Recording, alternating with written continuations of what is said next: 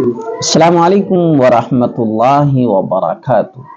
ہم اور آپ جس وقت سے اور جس مہینے سے گزر رہے ہیں، یعنی اس وقت جو مہینہ چل رہا ہے وہ مہینہ ہے رجب کا مہینہ۔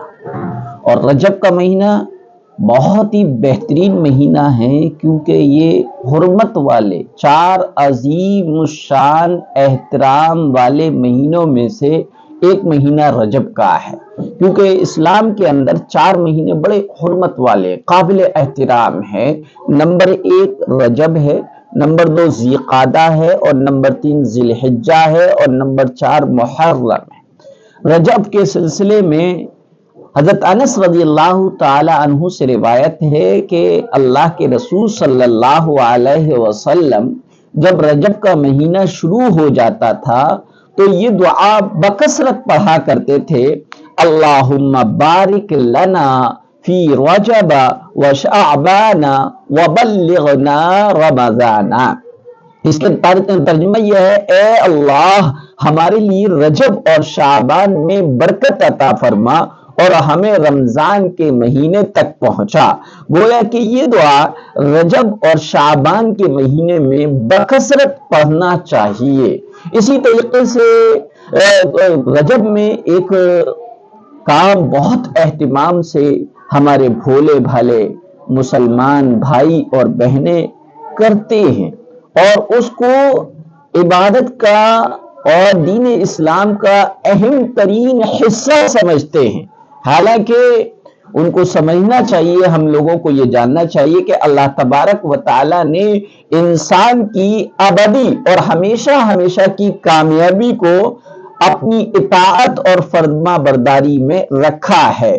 انسان اس کامیابی کو اللہ تعالی کی عبادت اور رضا حاصل کرنے کے لیے ہر ممکن کوشش کرتا ہے، مگر چونکہ انسان کی کامیابی شیطان کو راس نہیں آتی، اچھی نہیں لگتی، تو جب انسان کسی گناہ کا ارتکاب کرتا ہے تو شیطان اگرچہ اس سے خوش ہوتا ہے لیکن اس کے ساتھ اس بات سے پریشان ہوتا ہے کہیں یہ اس گناہ سے جو اس سے ندامت شرمندگی انجانے میں بھول کر ہوا ہے اس سے اللہ سے توبہ نہ کر لے، تو وہ اپنے گناہوں سے بالکل پاک و صاف ہو جائے گا۔ کیونکہ اللہ کے رسول صلی اللہ علیہ وسلم نے فرمایا: التائب من الذنب کمن لا ذنب لہ، کہ جو گناہوں سے توبہ کر لیتا ہے وہ ایسا ہو جاتا ہے جیسے اس نے گناہ کیا ہی نہ ہو، بالکل پاک و صاف ہو جاتا ہے۔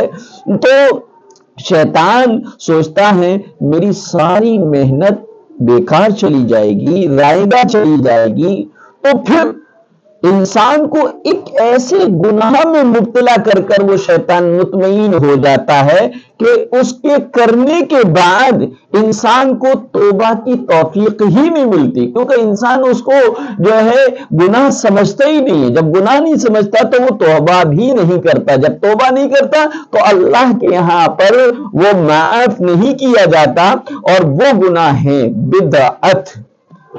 ہاں، بدعت بہت ہی سنگین گناہ ہے، کیونکہ بدعت کرنے والا یہ سمجھ رہا ہوتا ہے کہ وہ تو بہت بڑی نیکی کر رہا ہے، جبکہ وہ اپنے عمل کو گناہ تصور ہی نہیں کرتا، بلکہ جو اس عمل سے روکے اس کو ہی وہ بے دین سمجھتا ہے۔ تو گناہ کا جب تصور ہی نہیں ہے اور وہ گناہ کو وہ نیکی سمجھ رہا ہے تو وہ توبہ کیسے کرے گا؟ تو بدعت کرنے والا ہمیشہ توبہ سے محروم رہتا ہے اور شیطان کے مشن میں کامیاب بننے والا بندہ بن جاتا ہے۔ انہی بدعات میں سے، بدعات بہت ساری ہیں، انہی بدعات میں سے ایک بہت ہی بری بدعت ہے 22 رجب کے کنڈوں کی رسم۔ یہ بغض صحابہ رضی اللہ عنہم اور توہین صحابہ پر ڈیپینڈ ایک بری رسم ہے، جو دشمنان صحابہ نے اس کو ایجاد کیا ہے، اور اس کا پس منظر کچھ اس طرح تھا کہ 22 رجب کی رات میں عورتیں نہا دھو کر باوضو ہو کر خاص طریقے کے مطابق پوریاں یا ٹکیاں بنا کر مٹی کے کوڑے اور نئے کنڈوں میں بھریں گی، چوکی یا صاف چادر پر رکھ کر ایک کتاب پڑھی جاتی ہے جو منظوم، جس کے اندر کلام ہوتا ہے، نظم کی شکل میں گا گا کر وہ پڑھواتی ہیں۔ اس رسم کنڈوں کی ابتدا اور شروعات جو ہے سن 1906 میں یہ جو ہے رامپور، یو پی کے علاقے کا ایک شہر ہے رامپور، وہاں پر اس کی سب سے پہلے ایجاد ہوئی ہے۔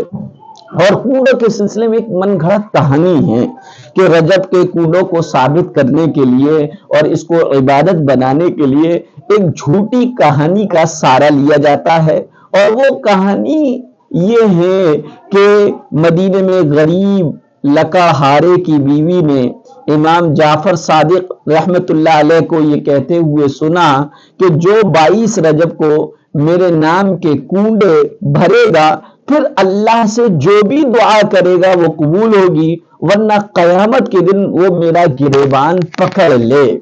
چنانچہ اس لکڑہارے کی بیوی نے ایسا ہی کیا، اور اس کا شوہر بہت سا مال لے کر واپس لوٹا اور ایک شاندار محل تعمیر کر کے رہنے لگا۔ اور وزیر کی بیوی نے کنڈوں کو نہیں مانا اور کنڈوں کو انکار کر دیا، تو اس کے شوہر کی جو ہے عہدہ وزارت جو تھا وہ ختم ہو گیا۔ پھر اس نے توبہ کی اور کنڈے بھرے، تو دوبارہ اس وزیر کی بیوی کے کنڈے بنانے کی وجہ سے اس کے شوہر کو دوبارہ وزیر بنا دیا گیا۔ اس کے بعد بادشاہ اور قوم ہر سال دھوم دھام سے یہ دن اور یہ رسم منانے لگے۔ یہ کبھی بدعت ہے بلکہ رسم ہے جو دشمن صحابہ نے ایجاد کی ہے۔ چنانچہ مفتی کفایت اللہ رحمت اللہ علیہ، مفتی کفایت رحمت اللہ علیہ فرماتے ہیں کہ رجب کے کنڈوں کی کوئی حیثیت نہیں ہے، یہ گھڑی ہوئی بات ہے، اس کو ترک کرنا چاہیے، اس کو چھوڑنا چاہیے، اس کو شرعی کام سمجھ کر کرنا یا شرعی کام سمجھ کر اس کا اہتمام کرنا بدعت ہے۔ اسی طریقے سے مفتی محمود الحسن گنگوئی رحمت اللہ علیہ فرماتے ہیں کنڈوں کی مروجہ رسم محض بے اصل، خلاف شرع اور بدعت ہے۔